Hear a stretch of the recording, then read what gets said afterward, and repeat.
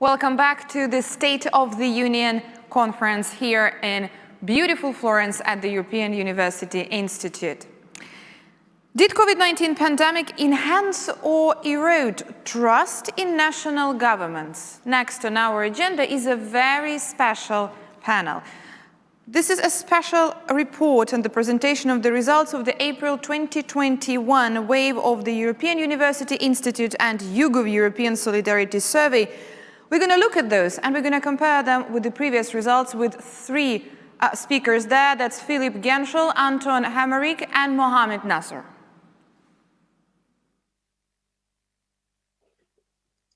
Okay, my name is Anton Hemerijck. I'm a professor of political science and sociology at the EOI in the Social and Political Sciences Department. In 2018, my colleague Philipp Genschel and myself set up a survey in close collaboration with YouGov on attitudes towards European solidarity. Our presupposition at the time was that European solidarity was in high demand but short supply, and we guess that this is still the case. Solidarity is best defined as a normative expectation of mutual support among members of largest, rather anonymous groups such as the class, the party, the nation, and also the EU. Members ought to share one another's risks and burdens in order to secure the goals and cohesiveness of the collective as a whole, one for all for one, with no one left behind.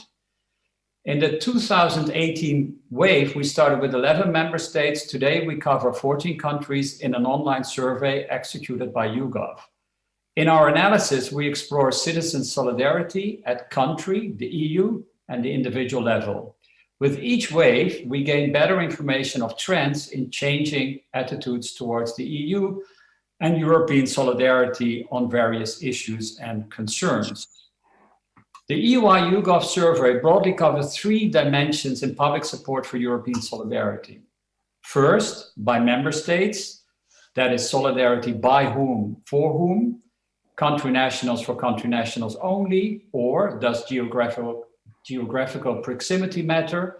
Are we more supportive of the neighbors across the border, or does simply being a member of the EU matter for the sentiment of solidarity? Second, by policy issue, that is solidarity for what? Think of debt, unemployment, natural disasters, and today, of course, solidarity for COVID-19 pandemic relief. Do different issues matter in terms of variance in EU solidarity support? They do greatly, I can already say that. Finally, solidarity by policy instrument. This is the how of solidarity. Do citizens support case-by-case ad hoc aid between individual countries, or more encompassing emergency recovery and investment funds, possibly financed out of EU taxes or so-called own resources? Obviously, for the 2021 wave, we tweaked the survey to COVID-19 health relief, lockdown restrictions, and the vaccination rollout. Fieldwork was done in mid to late April. We had close to 22,000 respondents, and we covered, as I already said, 14 countries, which are listed on the slide. For our presentation today, we zoom even more selectively on the impact on COVID-19 on trust, solidarity, and EU citizen support for pandemic-specific policy interventions. Philipp Genschel, professor of political science, also in the SBS department and professor of European public policy at the EOI Schumann Center, will first talk about trust. Next, I will explore pandemic solidarity by policy issue across countries. Then SBS PhD researcher Mohamed Nasr will look deeper into pandemic-specific policy interventions at the individual level. Finally, Philipp will come back with a sobering outlook. But first, Philipp's take on trust. Thank you, Anton. Mohamed, you have to switch the slide. Thank you. So trust is the firm belief in the reliability, truth, and ability of other people and institutions. It's the cement of society. If trust is high, cooperation and risk-taking are easy. If trust is low, demand for guarantees and insurance is high, and this makes cooperation and risk-taking difficult. Now, on this slide, we see people's trust in other people. And the first impression is that there's a lot of variance across countries.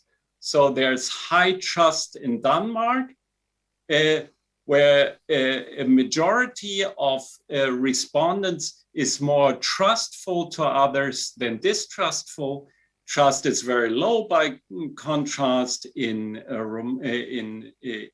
Italy, Greece, and Poland, where distrust outweighs trust by a fairly large margin. A second observation is that the level of trust is generally low. There are only two countries, Denmark and Finland, where trusting respondents outweigh distrustful respondents. In all other member states, distrust outweighs trust by smaller or larger margins. Finally, when we look at changes between 2020, the blue line, and 2021, the red line, we see very little change. And to the extent that we see any change at all, it is downwards. That is, the red line is below the blue line, indicating an erosion of trust.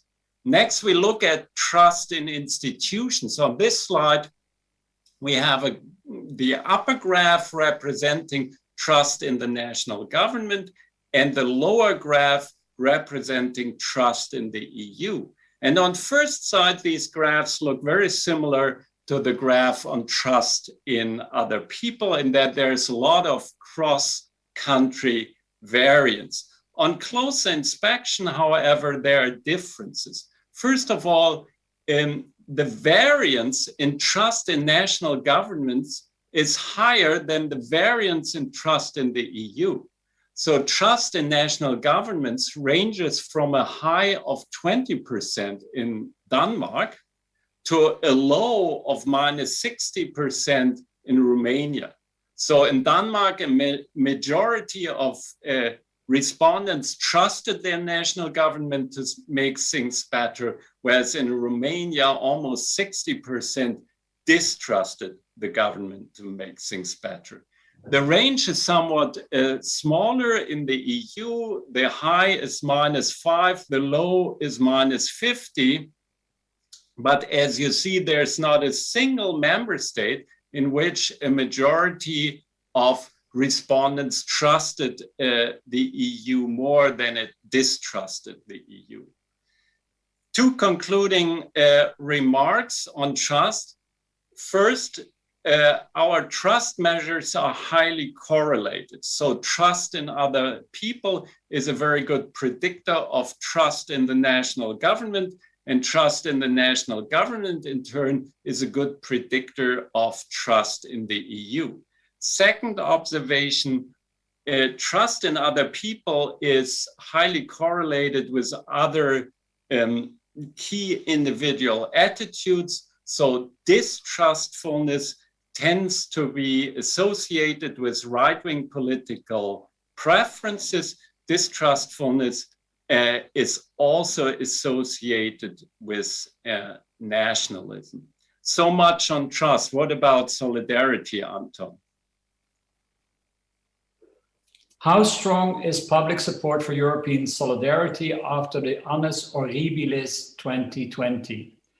As in previous renditions of the survey, the results show that European solidarity varies enormously over issues and across countries. First, the good news. Already last year, we reported that the COVID pandemic, which by then had only recently struck Europe and Italy in particular, triggered positive solidarity support across all the countries in the survey. For 2021, we observe a similar pattern. In all member states, large majorities think that member states suffering from a health emergency deserve substantial solidarity support. As you can see from the slide, the 2021 red line heads just a little lower than the 2020 blue line, with some variance at the opposite ends of Greek generosity and Finnish stinginess, both of these countries scoring a little higher this year. Second, more disconcerting, but no longer surprising, is that solidarity remains extremely low for debt, and this is also the case for unemployment, as our numbers show. Fiscal solidarity is negative for France, Germany, Hungary, and Latvia, and of course the so-called frugal countries, Denmark, Finland, the Netherlands, and Sweden.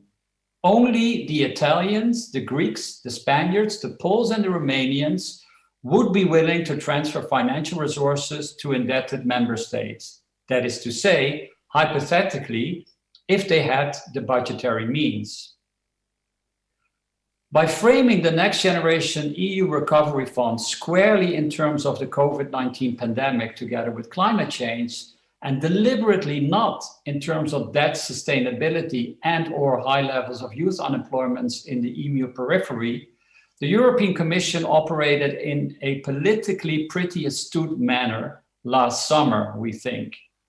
Yet, in operational terms, agreed to recovery support is benchmarked on unemployment, among other things. COVID-19 thus opened up the political space for fiscal solidarity, which was sorely lacking over the Great Recession and the Euro crisis. In a way, the pandemic allowed political authorities to change tune without having to admit to past policy failure. A tragic political bonus, one could say. However, as the comparison between health and fiscal solidarity support also reveals, the expanded scope for European solidarity remains severely constrained. So much on solidarity. What about the more specific COVID-19 policy interventions? Mohamed. Thanks, Anton. So this year, we tried to leverage public support for major COVID policies, a year after the outbreak. We now discuss public attitudes about two main aspects: COVID-induced restrictions and vaccinations. We first asked respondents about their views about pandemic restrictions. Do they support or oppose the restrictions? Two observations emerge from the figure that we show on the screen. So first, in all countries, support trumps opposition. As shown in the figure, the average support of retaining restrictions is always above the scale's midpoint, meaning that they are more willing to support than to oppose restrictions. And second, there is some cross-country variation. On the one extreme, Swedes are the most pro-restrictions nation in our sample. Finland comes second, but thereafter differences become less pronounced among countries. On the other extreme, Romanians are the least pro-restrictions. Lithuania and Poland come second and third to last, respectively. A follow-up question that emerges from this figure is, are these countries with more vulnerable economies the ones least supporting the restrictions? Though we lack direct empirical evidence linking economy to COVID policy response, the answer tends to be more yes than no. With the exception of Denmark, the more vulnerable economies of the Southeast are the less supportive to restrictions.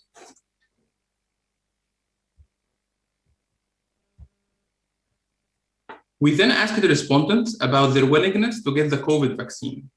The figure again clearly shows that there are significantly more people willing than unwilling to take the vaccine. With the exception of Romania, net willingness to vaccinate is positive. Even in Romania, there is no overwhelming opposition majority, but a close tie of around -1%. We also asked respondents whether they think the vaccine should be compulsory, which we show in the lower graph. And our data show that only in Italy, Spain, Sweden, and France does a majority agree with making the vaccine compulsory. The UK, that comes first regarding willingness to vaccinate, have equal numbers of respondents support compulsory and voluntary vaccination. Romania, again, comes last with regard to supporting compulsory vaccinations, with a large difference of around 40% in favor of against. We finally investigate who are more likely to reject the vaccine and the COVID restrictions.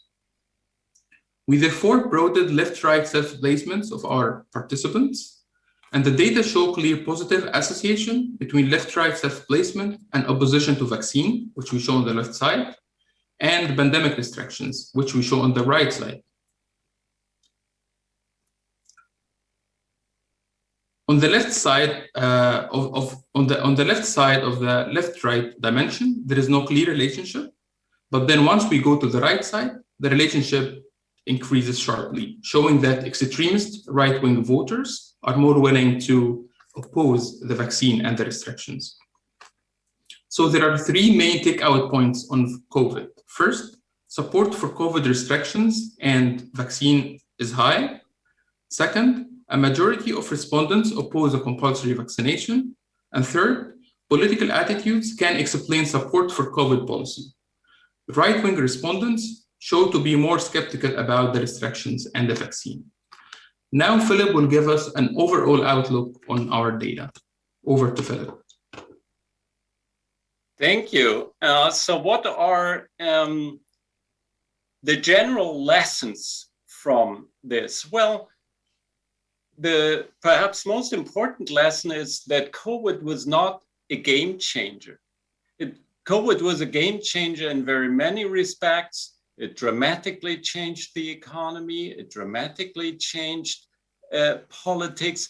It dramatically changed citizens' lives. It locked them in their homes. It forced them to work online. It exposed them to serious economic and health risks. It forced them to homeschool. They couldn't see their friends. They couldn't see their parents and loved ones in the hospital. And still, individual attitudes didn't move much. Now, we already know that attitudes don't adjust easily and swiftly. And actually, that may be a good thing because it means that people don't lose their nerve in the face of social dislocation. But of course, it could also indicate friction and trouble ahead when old attitudes clash with new realities. Now, let's look at the more hopeful messages that our data contains. And first, trust did not collapse. Even after a year of sacrifice and rather mixed policy success in fighting the pandemic, trust in others, trust in the government, trust in the EU has not collapsed. To the contrary, trust in the EU has even recovered in some important cases, including Italy. While last year, we found that a slim majority of Italians wanted to leave the EU. This year, we again found a massive majority in support of remaining in the EU. And the second positive message, and Anton has highlighted this, is that pandemic solidarity is high in all member states. In all member states, a majority of respondents supports material help to other member states hit by a health emergency. And this pandemic solidarity can be used as a basis to leverage solidarity in other policy areas where solidarity is less forthcoming spontaneously. And finally, the third good news is that support for vaccinations and support for pandemic restrictions is generally high. Anti-vaxxers are a minority, except in Romania. And also the support for restrictions is still surprisingly high despite a year of sacrifice. But obviously, there's also reason for concern. First, trust is generally low and declining. So if you had hoped for a rally around the flag effect, a big, we are all in this together arousal, this did not happen. Second, and perhaps most importantly, fiscal solidarity is persistently low in key member states. You know, policy pundits may praise the economic wisdom of Next Generation EU and the recovery instrument, but this is not reflected in voters' attitudes and preferences. Most respondents in France, Germany, and the frugals oppose fiscal risk and burden sharing. You may tell them, of course, that this preference is inconsistent with their equally pronounced preference for keeping the euro, but then it's the privilege of voters to be inconsistent. And finally, we find that vaccinations and pandemic restrictions are highly politicized. You would think, of course, that these policies should be debated on the basis of evidence rather than ideology, but this is not what we see. What we see is that people not only differ in their ideological preferences, but also in the realities they live in. And this is rather disconcerting finding. But, you know, before you get too depressed, rest assured, historical experience shows that the world is a rather resilient system. Europe will move on, and next year at the State of the Union, we will tell you which traces, if any, this movement left in the 2022 wave of the YouGov survey. Thank you for listening, and we are happy to take your questions.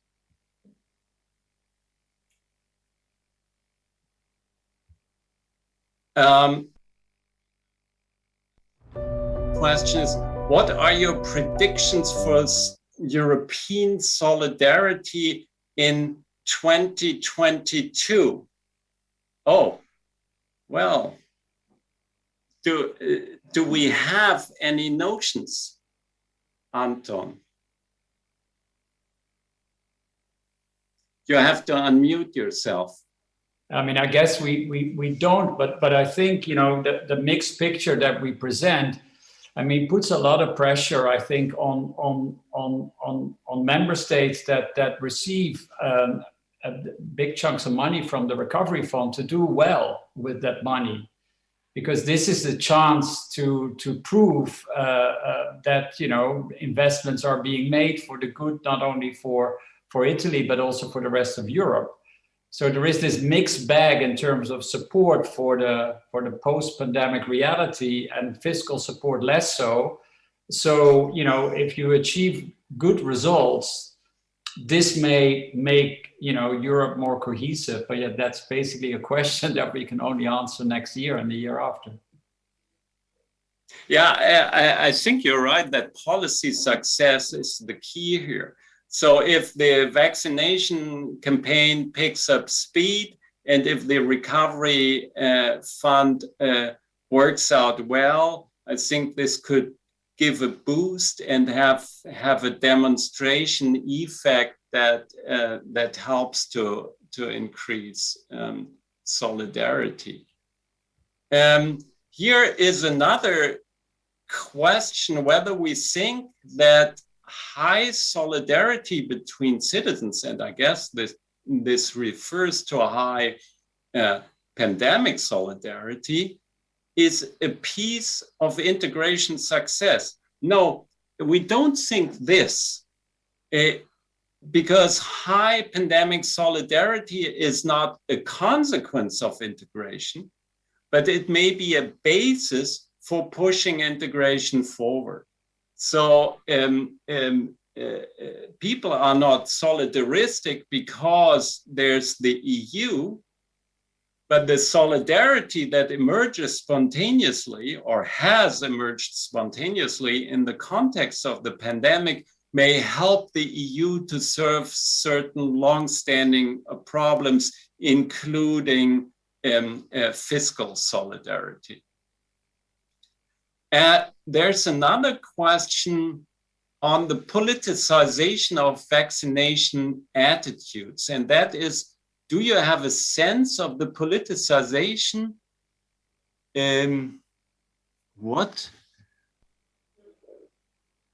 Whether it's driven more by economic or cultural left-right attitudes. Mohamed, do we know anything about this? You have to unmute yourself. No, unfortunately. So our data does not differentiate between these two sub-dimensions to left-right. But then, as we see here, left-right can be considered as, a sum for these two different dimensions, even though we cannot differentiate between them. But then our data show that left-right is very strong in explaining so many things. Among them, as I presented, the COVID restrictions and the vaccine. So you can find all the time that extremist right-wing people are always against the vaccine, against restrictions, also anti-immigration, which is also expected given other data and other many studies on this respect. But they're also the ones with very, very strong national identities. This is also very consistent with other literature and other studies. So we believe that this also relates to politics and to reality, that right-wing people are also the ones against restrictions and vaccine. And this is not an effect of extremity, but it shows to be a specific effect for this group of right-wing voters, because we don't observe the same on the left side of the left-right dimension. So we believe that right-wing people who are more anti-immigration and anti-restrictions are also anti-COVID vaccines. And this correlates across the culture and economic dimension very potentially. Thank you, Mohamed. Now we have a question more specifically on France. How do you explain the fact that France is low on wanting vaccinations, but high on wanting vaccinations to be compulsory? Well, if you're in a collective action problem, if the success of your action depends on what others do, you may prefer compulsion if your trust in others is low. And what you see in France is that trust is low. Trust in others is low, trust in government is low. And since you don't trust, you go for coercion, compulsion as a substitute. That's my take on this. Okay. Do we have more questions? No. 40 seconds. Apparently. Yeah, 40 seconds. Well, what can we say? The only thing I would add is that we are looking at, we have so many data, so we are looking at them, for the next couple of weeks. So when we start to write about it, we will touch on, many other things that we haven't sort of noticed in this sort of rough bird's eye view. So I would say keep tuned and look at what we come up with further analysis. Okay, great. Thank you, Anton.